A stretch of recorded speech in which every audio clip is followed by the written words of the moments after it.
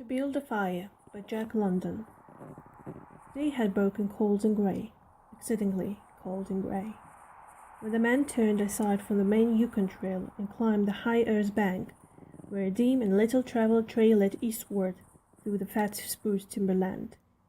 It was a steep bank, and he paused for breath at the top, excusing the act to himself by looking at his watch.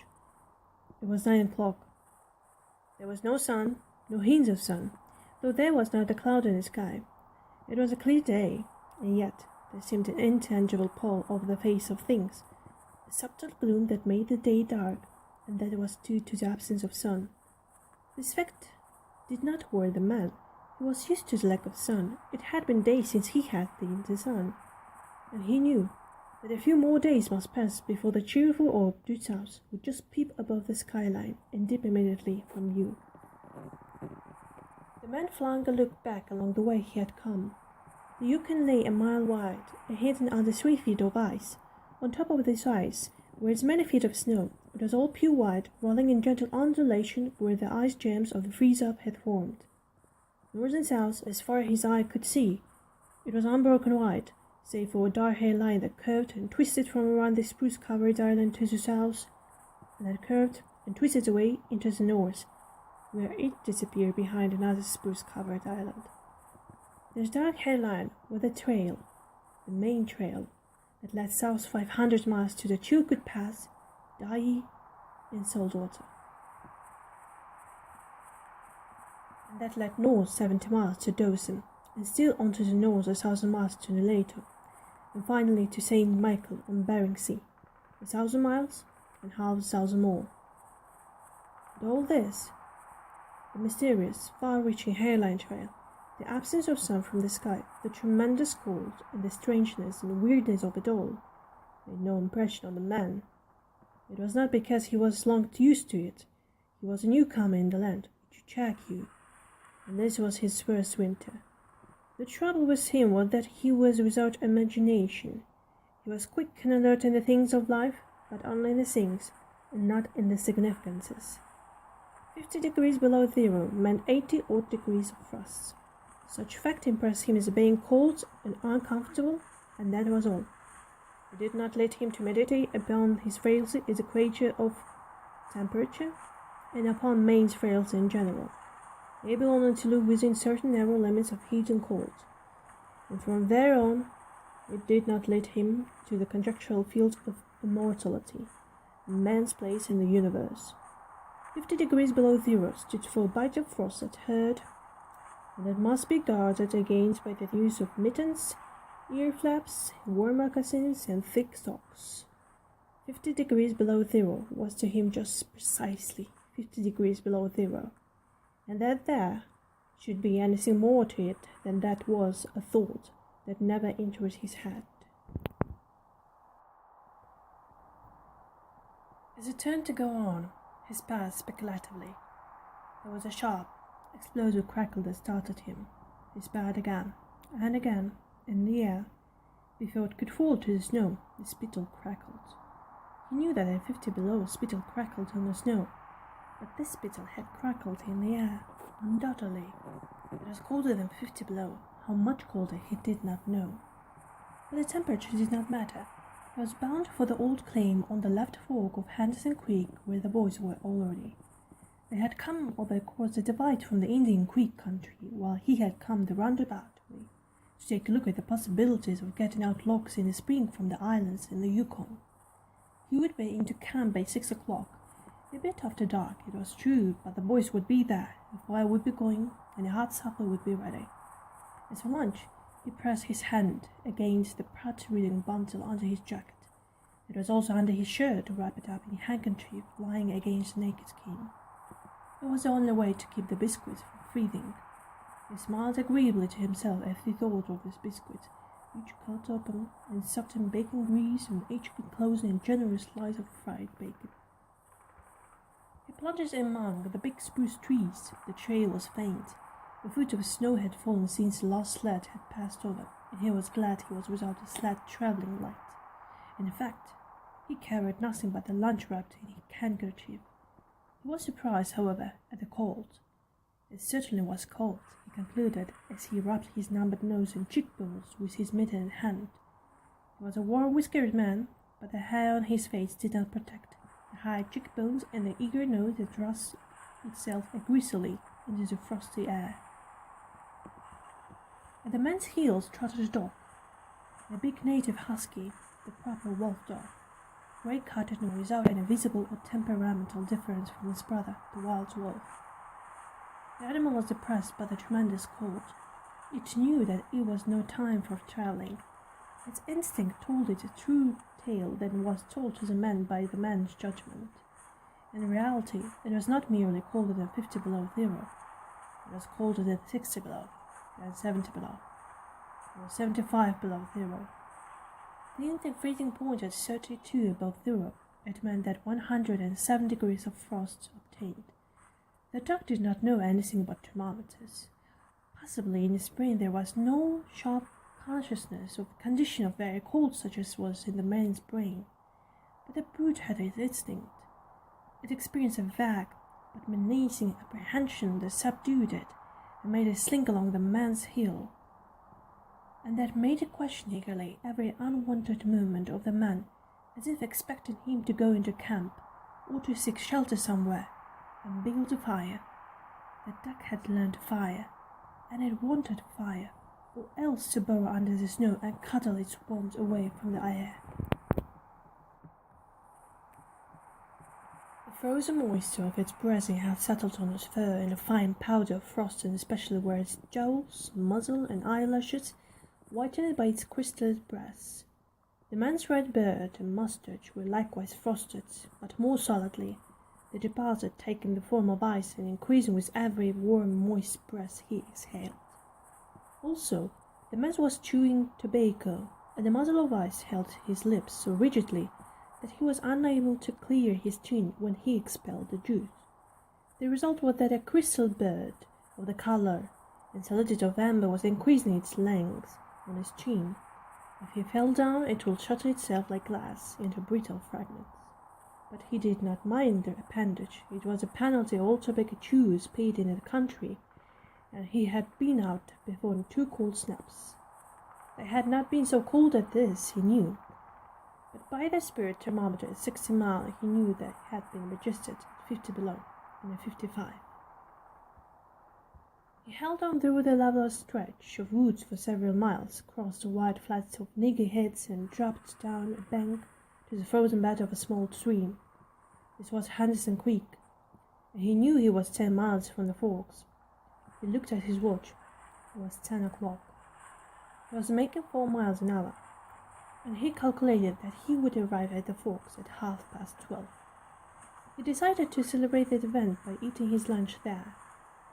The duck dropped in again his heels with the tail drooping discouragement, and the man swung along the creek bed. The furrow of the old sled trail was plainly visible, but a dozen inches of snow covered the march of the last runners. And amongst no man had come up or down the silent creek. The man held steadily on. He was not much given to thinking, and just then particularly, he had nothing to think about save that he would eat lunch at the forks, and that at 6 o'clock he would be in camp with the boys. There was nobody to talk to, and had there been, speech would have been impossible because of the ice muzzle on his mouth, so he continued monotonously to chew tobacco and to increase the length of his amber beard. Once in a while, the thought reiterated itself that it was very cold, and that he had never experienced such cold. As he walked along he rubbed his cheekbones and nose with the back of his mittened hand. He did it automatically, now and again changing hands, but rub as he would, the instant he stopped his cheekbones went numb, and the following instant the end of his nose went numb. He was sure to frost his cheeks. He knew that, and experienced a pang of regret that he had not devised a snow strap of the sort Bud wore in cold snaps. Such a strap passed across the cheeks as well as saved them, but it didn't matter much after all. What were frosted cheeks? A bit painful, that was all. They were never serious. Empty, And the man's mind was all thoughts. He was keenly observant, and he noticed the changes in the creek, the curves and bends and timber jams, and always he sharply noted where he placed his foot. Once, coming around a bend, he sheaved abruptly, like a startled horse curved away from the place where he had been walking, and retreated several paces back along the trail. The creek he knew was frozen clear to the bottom. No creek could contain water in that Arctic winter, but he knew that there were springs that bubbled out from the hillsides and ran along under the snow and on top the ice of the creek. He knew that the cold snaps never froze the springs, and he knew likewise their danger. There were traps. They hid pools of water under the snow that might be 3 inches deep or 3 feet. Sometimes a skin of ice half an inch thick covered them, and in turn was covered by the snow. Sometimes there were alternate layers of water in the ice skin, so that when one broke through he kept on breaking through it for a while, and sometimes wetting himself to the waist. That was why he had sheaved in such panic. He had felt the give under his feet and heard the crackle of a snow-hidden ice skin, and to get his feet wet in such a temperature meant trouble and danger. At the very least it meant delay, for he would be forced to stop and build a fire, and under its protection to bare his feet while he dried his socks and moccasins. He stood and studied the creek bed and its banks, and decided that the flow of water came from the right. He reflected a while, rubbing his nose and cheeks, and skirted his left, stepping gingerly and testing the footing for each step. Once clear of the danger, he took a fresh chew of tobacco and swung along at his 4-mile gait. In the course of the next 2 hours, he came upon several similar traps. Usually, the snow above the hidden pools had a sunken, candid appearance that advertised the danger. Once again, however, he had a close call. Once, suspecting danger, he compelled the dog to go on in front. The dog did not want to go. It hung back until the man showed it forward, and then it went quickly across the white, unbroken surface. Suddenly, it broke through, floundering to one side, and got away to firmer footing. It had wet his forehead and legs, and almost immediately the water that clung to it turned to ice. It made quick effort to lick the ice off its legs, then dropped down in the snow and began to bite out the ice that had formed between the toes. This was a matter of instinct. To permit the ice to remain would mean sore feet. It did not know this. It merely obeyed the mysterious prompting that arose from the deep creeps of its being. But the man knew, having achieved a judgment on the subject, and he removed the mitten from his right hand and helped tear out the ice particles. He did not expose his fingers more than a minute, and was astonished at the sweet numbness that smote them. It certainly was cold. He pulled on the mitten hastily and beat the hand savagely across the chest. At 12 o'clock, the day was at brightest, yet the sun was too far south on its winter journey to clear the horizon. The bulge of the earth intervened between it and Hansen Creek, where the man walked under a clear sky at noon and cast no shadow. At 12:30 to the minute, he righted the force of the creek. He was pleased at the speed he had made. If he kept it up, he would certainly be with the boys by 6. He unbuttoned his jacket and shirt and drew forth his lunch. The action consumed no more than a quarter of a minute, yet in that brief moment the numbness laid hold of the exposed fingers. He did not put the mitten on, but, instead, struck the fingers, a dozen sharp smashes against his leg. Then he sat down on the snow-covered log to it. The sting that followed upon the strike of his fingers against his leg ceased so quickly that he was startled. He had had no chance to take a bite of biscuit. He struck the finger repeatedly and returned them to the mitten, baring the other hand for the purpose of eating. He tried to take a mouthful, but the ice muzzle prevented. He had forgotten to build a fire and thaw out. He chuckled at his foolishness. As he chuckled, he noted the numbness creeping into the exposed fingers. Also, he noted that the thing in which he had first come to his toes, when he sat down, was already passing away. He wondered whether the toes were warm or numbed. He moved them inside the moccasins and decided that they were numbed. He pulled the mitten on hardly and stood up. He was a bit frightened. He stamped up and down until the singing returned into his feet. It certainly was cold, was his thought. That man from Sulphur Creek had spoken the truth when telling how cold it sometimes got in the country, and he had laughed at him at the time. That showed one must not be sure of things. There was no mistake of it. It was cold. He strode up and down, stamping his feet and thrashing his arms until reassured by the returning warmth. Then he got out matches and proceeded to make a fire. From the undergrowth where high water of the previous spring had lodged a supply of seasoned twigs, he got his firewood. Working carefully from a small beginning, he soon had a roaring fire, on which he thawed the ice from his face, and in the protection of which he ate his biscuits. For the moment, the cold of space was outwitted. The dog took satisfaction in the fire, stretching out close enough for warmth and far enough away to escape being seen it. When the man had finished it, he filled his pipe and took his comfortable time over the smoke. Then he pulled on his mittens, settled the ears flaps of his cap firmly about his ears, and took the creep trail up the lead fork. The dog was disappointed and earned back toward the fire. This man did not know cold. Possibly all the generation of his ancestry had been ignorant of cold, of real cold, of cold 107 degrees below freezing point. But the dog knew, all his ancestry knew, and it had inherited the knowledge. And it knew that it was not good to walk abroad in such fearful cold, or the time to lie snug in a hole in the snow and wait for a curtain of cloud to be drawn across the face of outer space when this cold came. On the other hand, there was keen intimacy between the dog and the man. The one was a toil slave of the other, and the only cares it had ever received were the cares of the whiplash and of harsh and menacing throat sound that threatened the whiplash. So the dog made no effort to communicate its apprehension to the man.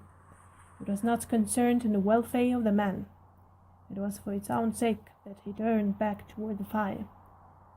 But the man whistled and spoke to it with a sound of whiplashes, and the dog swung in at the man's heels and followed after. The man took a chew of tobacco and proceeded to start a new amber beard. Also his moist breast quickly powdered with white his moustache, eyebrows, and lashes. There did not seem to be so many springs on the left fork of the Henderson, and for half an hour the man saw no signs of any. And then it happened. At a place where there were no signs, where the soft, unbroken snow seemed to advertise solidness, and the man broke through. It was not deep. He wetted himself halfway to the knees before he floundered out to the firm crust. He was angry, and cursed his luck aloud. He had hoped to get into camp with the boys at 6 o'clock, and this would delay him an hour, for he would have to build a fire and dry out his foot gear. This was imperative at that low temperature. He knew that much, and he turned aside to the bank which he climbed. On top, tangled in the underbrush about the trunk of several small spruce trees, was a high water deposit of dry firewood, sticks and twigs principally, but also a larger portion of seasoned branches and fine drying last year's grasses. He threw down several large pieces on top of the snow. It served for a foundation and prevented the young flame from drowning itself in the snow. It otherwise would melt. The flame he got by touching a match to a small shred of birch bark that he took from his pocket. This burned even more readily than paper. Placing it on the foundation, he fed the young flame with whips of dry grass and with the tiniest dry twigs. He worked slowly and carefully, keenly aware of his danger. Gradually, as the flame grew stronger, he increased the size of the twigs with which he fed it. He squatted in the snow, pulling the twigs out from their entanglement in the brush and feeding directly to the flame. He knew there must be no failure. When it's 75 below zero, a man must not fail in this first attempt to build a fire. That is, if his feet are wet. If his feet are dry and he fails, who can run along the trail for half a mile and restore his circulation. But the circulation of wet and freezing feet cannot be restored by running when it's 75 below. No matter how fast he runs, the wet feet will freeze harder. All this the man knew. The old-timer on Sulphur Creek had told him about it the previous fall, and now he was appreciating the advice. Already all sensation had gone out of his feet. To build the fire he had been forced to remove his mittens, and the fingers had quickly gone numb. The pace of 4 miles an hour had kept his heart pumping blood to the surface of his body and to all the extremities. But the instant he stopped, the action of the pump is down. The colder space smote the unprotected tip of the planet, and he, being on that unprotected tip, received the full force of the blow. The blood of his body recoiled before it. The blood was alive, like the dog. And like the dog, it wanted to hide away and cover itself up from the fearful cold. So long as he walked 4 miles an hour, he pumped the blood willy-nilly to the surface. But now it ebbed out and sunk down in the recesses of his body. The extremities were the first to feel its absence.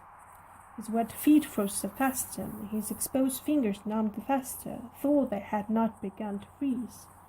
Nose and cheeks were already freezing, while the skin of his body chilled as it lost its blood. But he was safe. Toes and nose and cheeks would be only touched by the frost, for the fire was beginning to burn with strength. He was feeding it with twigs the size of his finger. In another minute he would be able to feed it with branches the size of his wrist, and then he could remove his wet foot gear, and while it dried he could keep his naked feet warm by the fire, rubbing them at first, of course, with snow. The fire was a success. He was safe. He remembered the advice of the old-timer on Sulphur Creek and smiled. The old-timer had been very serious in laying down the law that no man must travel alone, and the Kong died after 50 below. Well, here he was. He had had the accident. He was alone. And he had saved himself. Those old-timers were rather womanish, some of them, he thought. All a man had to do was to keep his head, and he was all right. Any man who was a man could travel alone. But it was surprising, the rapidity with which his cheeks and nose were freezing. And he had not thought of his fingers could go lifeless in a short of time. Lifeless they were, for he could scarcely make them move together to grip a twig, and they seemed remote from his body and from him. When he touched a twig, he had to look and see whether or not he had hold of it. The wires were pretty well down between him and his finger ends, all of which counted for little. There was the fire, snapping, crackling, and promising life with every dancing flame. He started to untie his moccasins. They were coated with ice. The thick German socks were already sheaths of iron halfway to the knees, and the moccasin strings were like rods of steel all twisted and knotted, as by thumb conflagration. For a moment he tugged with his numbed fingers, and realizing the fall of it, he drew his sheath knife. But before he could cut the spring, it happened. It was his own fault, or rather his mistake. He should not have built the fire under the spruce tree. He should have built it in the open. But it had been easier to pull the twigs from the brush and drop them directly on the fire.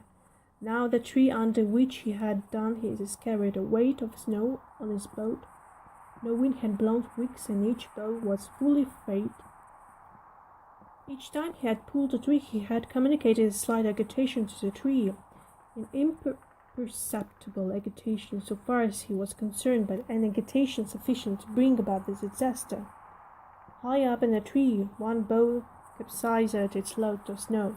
This fell on the boughs beneath and capsizing them. This process continued, spreading out and involving the whole tree. It grew like an avalanche and descended with a roaring upon the man and the fire was blotted out. Where it had burned was a mantle of fresh and disordered snow. The man was shocked. It was as though he had just heard of his own sentence of death. For a moment he sat and stared at the spot where the fire had been. Then he grew very calm. Perhaps the old time on Sulphur Creek was right. If he had only had a trail made, he would have been in no danger now. The trail mate could have built the fire. Well, it was up to him to build the fire over again, and the second time there must be no failure. Even if he succeeded, he would most likely lose some toes. His feet must be badly frozen by now, and there would be some time before the second fire was ready. Such were his thoughts. But he did not sit and think them. He was busy all the time. They were passing through his mind. He made a new foundation for a fire, this time in the open, where no treacherous tree could blot it out. Next, he gathered dry grasses and tiny twigs from the high water flotsam. He could not bring his fingers together to pull them out, but he was able to gather them by the handful. In this way, he got many rotten twigs and bits of green moss that were undesirable, but it was the best he could do. He worked methodically, even collecting an armful of the larger branches to be used later when the fire gathered strength. And all the while the duck sat and watched him, and certainly yearning wistfulness in its eyes, for it looked upon him as the fire provider, and the fire was love and coming. When all was ready, the man reached in his pocket for a second piece of birch bark. He knew the bark was there, and though he could not feel it with his fingers, he could hear its creep rustling as he fumbled for it. Try as he would, he could not clutch hold of it, and all the time, in his consciousness, was the knowledge that each instant of his feet were freezing. The thought tended to put him in a panic, but he fought against it and kept calm. He pulled on his mitten with his teeth and stretched his arms back and forth, beating his hands with all his might against his side. He did this sitting down, and he stood up to do it, and all the while the dog sat in the snow, its wolf brush of a tail curled around warmly over its forefeet, its sharp wolf ears pricked forwards intently as it watched the man, and the man, as he beat and thrashed with his arms and hands, felt a great surge of envy as he regarded the creature as warm, secure in its natural covering. After a time he was aware of the first far-away signals of sensation in his bitten fingers. The faint tingling grew stronger till it evolved into a stinging ache that was excruciating, but which the man hailed with satisfaction. He stripped the mitten from his right hand and fetched forth the birch bark. The exposed fingers were quickly going numb again. Next he brought out his bunch of sulphur matches, but the tremendous cold had already driven the life out of his fingers. In his effort to separate one match from the other, the whole bunch fell into snow. He tried to pick it out of the snow, but failed. The dead fingers could neither touch nor clutch. He was very careful. He drove the thought of his freezing feet, and nose, and cheeks out of his mind, devoting his whole soul to the matches. He watched, using the sense of vision in place of that of touch, and then he saw his fingers on which side the bench. He closed them. That is, he would to close them, for the wires were drawn, and the fingers did not obey. He pulled the mitten on the right hand and beat it fiercely against his knee. And with both mittened hand he scooped the bunch of matches along with much snow into his lap. Yet he was no better off.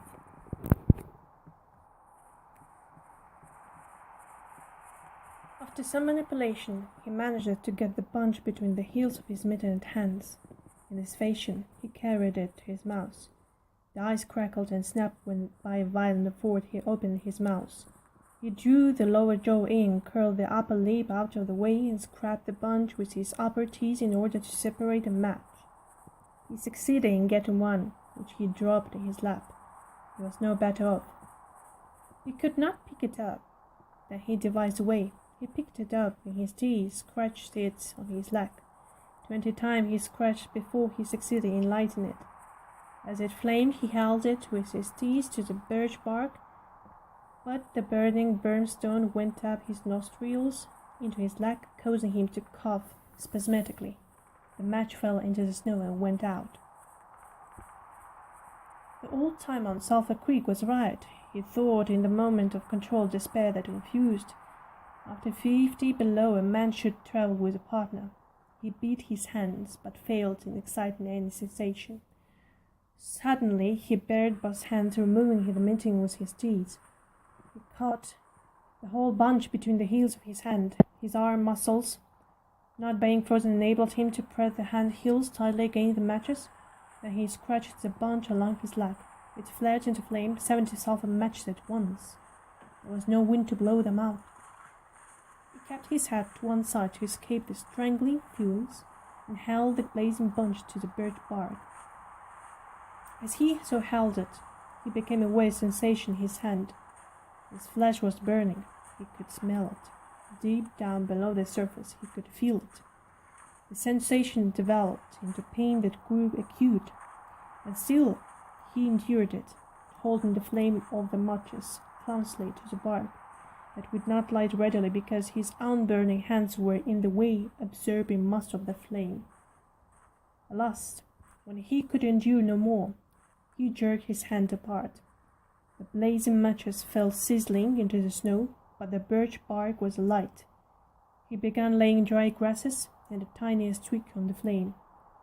He could not pick or choose, for he had to leave the food between the heels of his hands.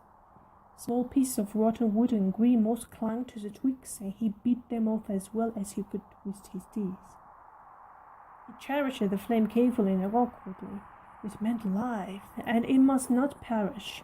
The withdrawal of blood from the surface of his body now made him begin to shiver, and he grew more awkward. A large piece of green moss fell squarely on the little fire. He tried to poke it out with his fingers, but his shivering frame made him poke too far. He disrupted the nucleus of the little fire, and the burning grass and tiny twigs separating and scattering. He tried to poke them together again, but in spite of the tenseness of the fort, his shivering got away with him, and the twigs were hopelessly scattered. Each twig gushed a puff of smoke and went out. The fire provider had failed. As he looked apathetically about him, his eyes chanced on the dog, sitting across the ruins of the fire from him in the snow, making restless, hunching movements, slightly lifting one forefoot, then the other, shifting its weight back and forth on them with wistful eagerness. The sight of the dog put a wild idea in his head. He remembered the tale of the man caught in a blizzard, who killed the steer and crawled inside the carcass, and so was saved. He could kill the dog and bury his hands in the warm body until the numbness went out of them, and he could build another fire. He spoke to the dog, calling it to him, but in his voice was a strange note of fear that frightened the animal, who had never known the man to speak in such way before. Something was the matter, and its suspicious nature sensed danger. It knew not what danger, but somewhere, somehow, in his brain arose an apprehension of the man. It flattened his ears down at the sound of the man's voice, and his restless, hunching movements in the liftings and shiftings of the forehead became more pronounced, but it would not come to the man. He got on his hands and knees and crawled toward the dog. His unusual posture again excited suspicion, and the animal sidled mincingly away. The man sat up in the snow for a moment and struggled for calmness. Then he pulled on his mittens by means of his teeth and got upon his feet. He glanced down at first in order to assure himself that he was really standing up, for the absence of sensation his feet left him unrelated to the earth. His erect position in itself started to drive the web of suspicion from the dog's mind, and when he spoke peremptorily, with the sound of whisplashes in his voice, the dog rendered his customary allegiance and came to him. As it came within reaching distance, the man lost his control. His arms flashed out to the dog, and he experienced a genuine surprise when he discovered that his hands could not clutch. Then there was neither bend nor feeling in the lingers. He had forgotten for the moment that they were frozen and that they were freezing more and more. All this happened quickly, and before the animal could get away, he encircled its body with his arms. He sat down in the snow, and in this fashion held the dog, while it snarled and whined and struggled. But it was all he could do, hold its body encircled in his arm and sit there. He realized that he could not kill the dog. There was no way to do it. With his helpless hands he could neither draw nor hold his sheathed knife nor throttle the animal. He released it, and it plunged wildly away with its tail between his legs and still snarling. It halted 40 feet away and surveyed him curiously, with ears sharply pricked forward. The man looked down at his hands in order to locate them, and found them hanging on the ends of his arms. It struck him as curious that one should have to use his eyes in order to find out where his hands were. He began stretching his arms back and forth, beating the mittened hands against his sides. He did this for 5 minutes, violently, and his heart pumped enough blood up to the surface to put a stop to his shivering. But no sensation was aroused in the hands. He had an impression that they hung like weights on the ends of his arms, but when he tried to run the impression down, he could not find it. A certain fear of death, dull and oppressive, came to him. This fear quickly became poignant as he realized that it was no longer a mere matter of freezing his fingers or toes, or of losing his hands or feet, but that it was a matter of life and death with a chance against him. They threw him into a panic, and he turned and ran up the creek bed along the old dim trail. The dog joined him behind and kept up with him. He ran blindly, without intention, in fear such as he had never known in his life. Slowly, as he plowed and floundered through the snow, he began to see things again. The banks of the creek, the old timber jams, the leafless aspens in the sky. The running made him feel better. He did not shiver. Maybe, if he ran on, his feet would thaw out, and anyway, if he ran far enough, he would reach camp and the boys. Without doubt, he would lose some fingers and toes and some of his face, but the boys would take care of him and save the rest of him when he got there. And at the same time, there was another thought in his mind that said he would never get to the camp and the boys, that it was too many miles away, that the freezing had too great a start on him, and that he would soon be stiff and dead. The thought he kept in the background and refused to consider. Sometimes it pushed itself forward and demanded to be heard, but he thrust it back and strove to think of other things. It struck him as curious as he could run at all on feet as frozen as he could not feel them when they struck on earth and took the weight of his body. He seemed to himself to skim along above the surface and to have no connection with the earth. Somewhere he had once seen a winged Mercury, and he wondered if Mercury felt as he felt when skimming over the earth. His theory of running until he reached camp and the boys had one flaw in it. He lacked the endurance. Several times he stumbled, and finally he tottered, crumpled up, and fell. When he tried to rise, he failed. He must sit and rest, he decided, and next time he would merely walk and keep on going. As he sat and regained his breath, he noted that he was feeling quite warm and comfortable. He was not shivering, and it even seemed that a warm glow had come to his chest and trunk, and yet, when he touched his nose and cheeks, there was no sensation. Running would not thaw them out, nor would they thaw out his hands and feet. Then the thought came to him that the frozen portion of his body must be extending. He tried to keep his thought down, to forget it, to think of something else. He was aware of the panicky feeling that it caused, and he was afraid of the panic. But the thought asserted himself and persisted, until it produced a vision of his body totally frozen. This was too much, and he made another wild run along the trail. Once he slowed down to walk, but the thought of the freezing extending itself made him run again. And all the time the dog ran with him at his heels. When he fell down a second time, it curled its tail over its forefeet and sat in front of him, facing him curiously eager and intent. The warmth and security of the animal angered him, and he cursed it till it flattened down its ears appeasingly. This time the shivering came more quickly upon the man. He was loosened in his bottle with the frost. It was creeping into his body from all sides. The thought of it drove him on, but he ran no more than 100 feet. When he staggered and pitched headlong, it was his last panic. When he had recovered his breath and control, he sat up and entertained in his mind the conception of meeting death with dignity. However, the conception did not come to him in such terms. His idea of it was that he had been making a fool of himself, running around like a chicken with its head cut off. Such was the smile that occurred to him. Well, he was bound to freeze anyway, and he might as well take it decently. With this new-found peace of mind came the first glimmerings of drowsiness. A good idea, he thought, to sleep off to death. It was like taking an anesthetic. Freezing was not so bad, as people thought. There were lots worse ways to die. He pictured the boys finding his body next day. Suddenly he found himself with them, coming along the trail and looking for themselves. And, still with them, he came around a turn in the trail and found himself lying in the snow.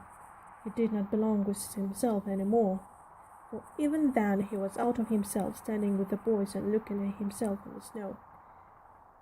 It certainly was cold, was he thought. When he got back to the States, he could tell the folks what real cold was. He drifted on from this for a vision of the old timer on Sulphur Creek. He could see him quite clearly and warm and comfortable and smoking a pipe. "You were right, old horse, you were right," the man mumbled to the old timer of Sulphur Creek. The man drowsed off into what seemed to him the most comfortable and satisfying sleep he had ever known. The dog sat facing him and waiting. The brief day drew to a close in a long, slow twilight. There were no signs of a fire to be made, and, besides, never in the dog's experience had it known a man to sit like that in the snow and make no fire. As the twilight drew on, its eager yearning for the fire mastered it, and with a great lifting and shifting of the 4 feet, it whined softly, then flattened its ears down in anticipation of being chidden by the man. But the man remained silent. Later, the dog whined loudly, and still later it crept close to the man and coughed the scent of death. This made the animal bristle and back away. A little longer it delayed, howling under the stars that leaped and danced and shone brightly in the cold sky, and then turned and trotted up the trail in the direction of the camp at noon, where were the other food providers and fire providers.